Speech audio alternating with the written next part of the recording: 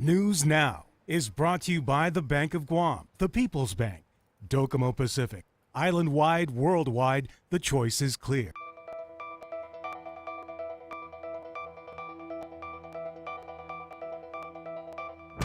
From the Pacific News Center in Hagåtña, Guam, here's Clint Rigel and Janella Carrera with Betsy Brown and Roselle Romanes.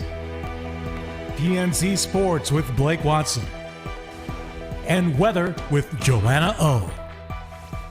With your news now. Half a day, it's Friday, December the 19th, and you're watching PNC's News Now. I'm Janella Carrera. And I'm Clint Rigel. Thanks for tuning in. Topping your news tonight.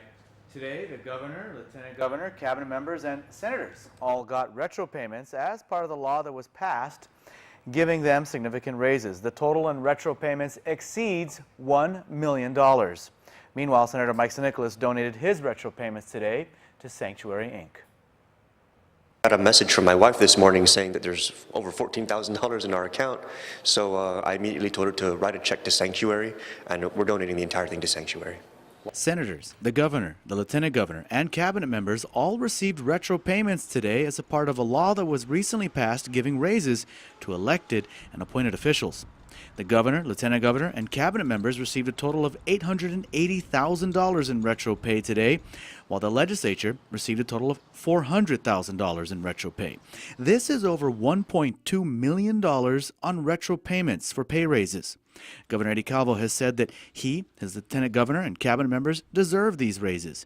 Meanwhile, Senator San Nicolas says accepting the retro payments is not right. Sanctuary is one of those vendors that haven't been paid by our government, and they're right now hurting for cash just to be able to keep their operations going. So it's only right that this money goes to them.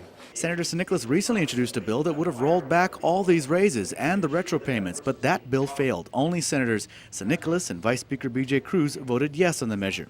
Meanwhile, Senator Frank Hogan Jr. has introduced a bill that would roll back raises just for senators and not for the governor, lieutenant governor, or cabinet members. I really think that the people have made it very clear that they want us to roll back this entire thing altogether. So I'll be trying to encourage the senator to consider having it apply across the board so that we can revisit this entire issue in the 33rd Guam legislature the right way with public hearings and everything else. Senator Uggan issued a release today saying that the retro pay to senators should have been withheld to allow time for his bill to be heard and voted on.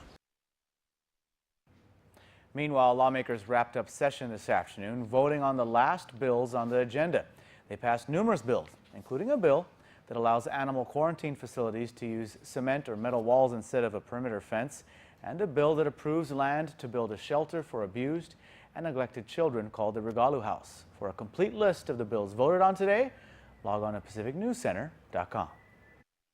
A wanted notice has been issued for a 34-year-old man suspected in 2 criminal sexual conduct complaints. But as PNC's Betsy Brown reports, this isn't the first time James Corpus has faced charges of sexual assault. Police are asking for the public's help in locating a man wanted on several criminal sexual conduct complaints.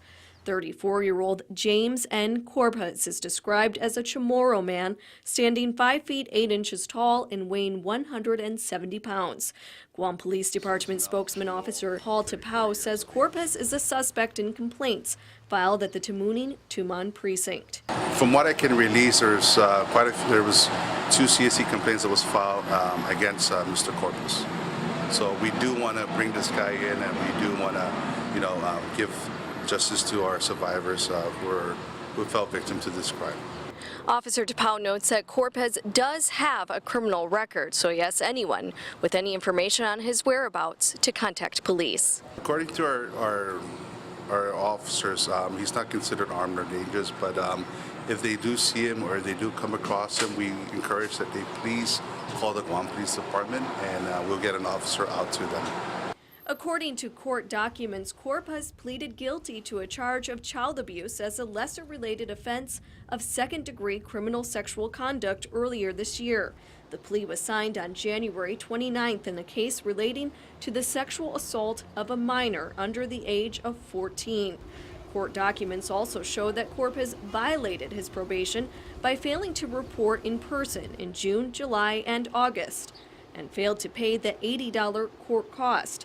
A hearing on the probation violations is scheduled for January 8th.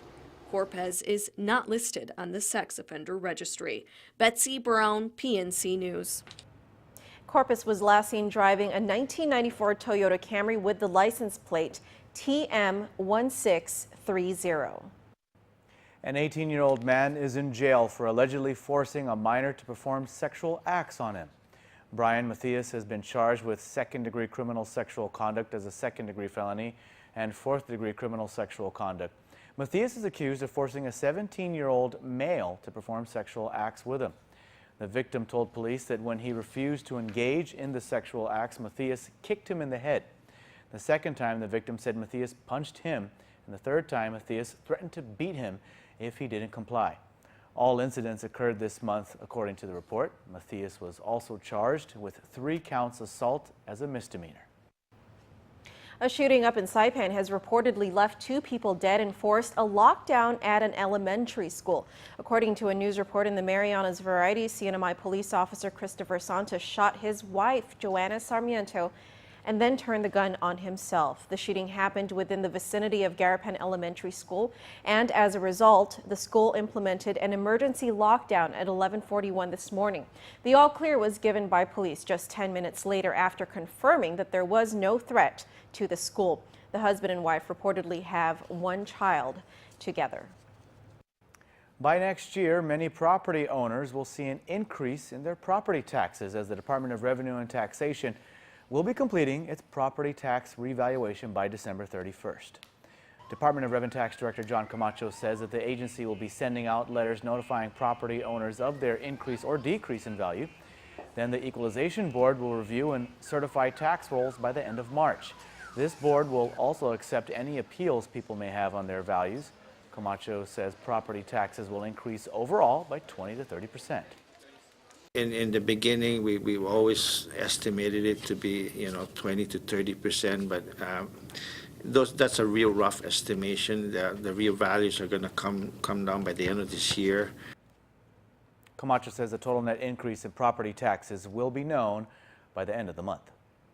All right, well, let's check in with Roselle Romanes to see what's ahead on News Now.